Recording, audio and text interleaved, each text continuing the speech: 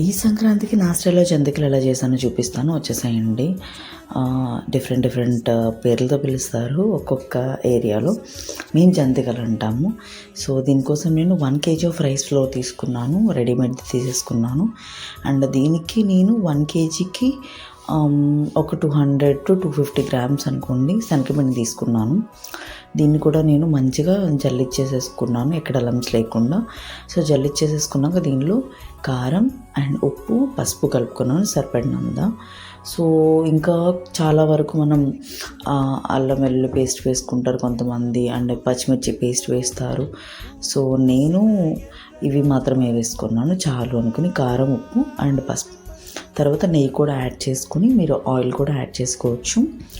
And మంచిగా కలుపుకొని నేను దీనికి హాట్ వాటర్ అన్నమాట, కాచిన నీళ్ళు వేసుకున్నాను అన్నమాట.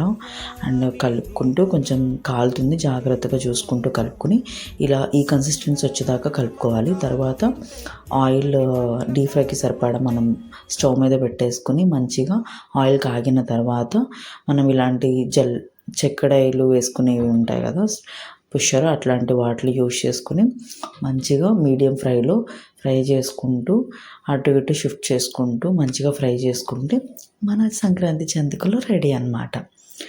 సో మా మమ్మీ హెల్ప్ తీసుకుని నేను కూడా వేసేసాను. సో ఎవరెవరు ఈ సంక్రాంతికి ఏమేమి పిండి వంటలు చేసుకున్నారో కామెంట్ చేయండి. అండ్ వేరేవి చేశాను కానీ ఇవి ఒక్కటి మాత్రం వీడియో షూట్ చేయడానికి అయింది.